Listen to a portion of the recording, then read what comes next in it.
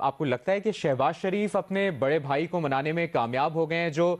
پچھلے کچھ دنوں میں ہم نے آنیاں جانیاں دیکھی ہیں، کبھی وہ لندن کا دورہ کر رہے ہیں، پھر وہ پاکستان واپس آتے ہیں، پھر لندن چلے جاتے ہیں، تو اس دوران آپ کا اوور آل انالیسس کیا ہے؟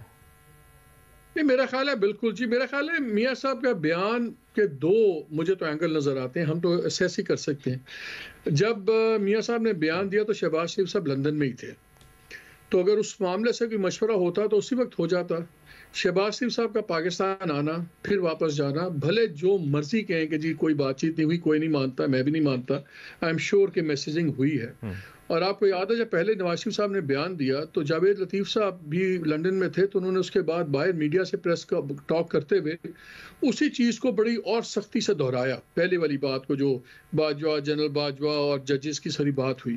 پھر ہم نے دیکھا جب شہباز شریف صاحب جا کے ملاقات کر کے واپس جاتے ہیں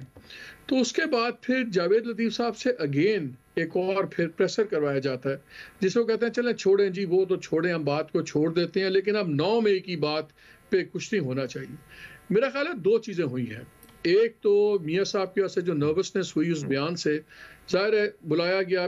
شہباز صاحب کو اور پبلکلی انشور کیا گیا کہ ہم لوگ سارے دیکھیں کہ شہباز صاحب آئے 24 گھنٹے میں واپس گئے، ورنہ پیغام رسانی خفیہ بھی ہو جاتی ہے۔ میرا خیال ہے اسٹیبلشمنٹ کا بڑا کلیئر میسج تھا کہ سارے سمجھ جائیں کہ یہ بیان ایکسیپٹیبل نہیں ہے۔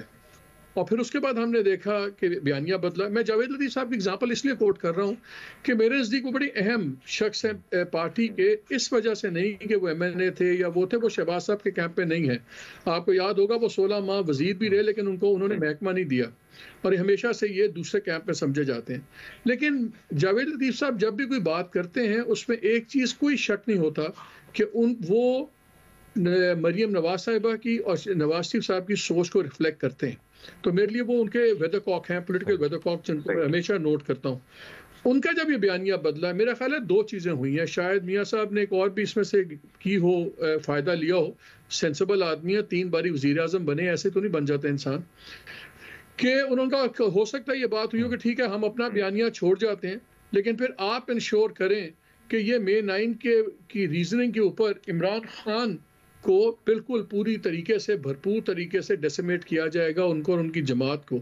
کیونکہ دیکھیے ایک چیز بڑی کلیئر ہے کہ اگر اس وقت آپ پاپولر پالیٹکس کی بات کریں، جیسے شامی صاحب نے بات کی،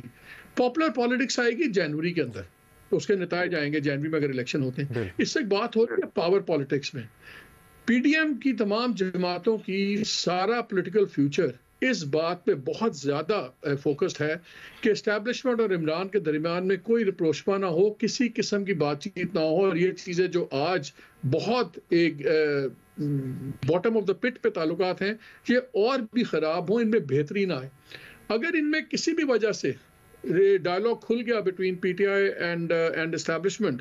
تو یہ سارا پولیٹیکل ایکویژن چینج کر سکتا ہے۔ اور میرا خیال ہے جو میاں صاحب کا بیان تھا اور اس کے بعد یہ آنیے جانیے جو آپ کہہ رہے ہیں، یہ جو سب کچھ ہوا اور اس کے بعد جو بیانیہ بدلا، یہ کوئٹ پرو کو ٹائپ مجھے لگ رہا ہے۔ سو آئی تھنک ابھی یہ بڑا ہی انٹرسٹنگ ہوگا دیکھنا کہ یہ آنے والے دنوں میں کیا ہوتا ہے، بیکاز یہ جو بڑا کنٹروورشل پول بھی آیا گیلپ کا، یہ بھی کچھ خاص سوچوں کی عکاسی کر رہا ہے۔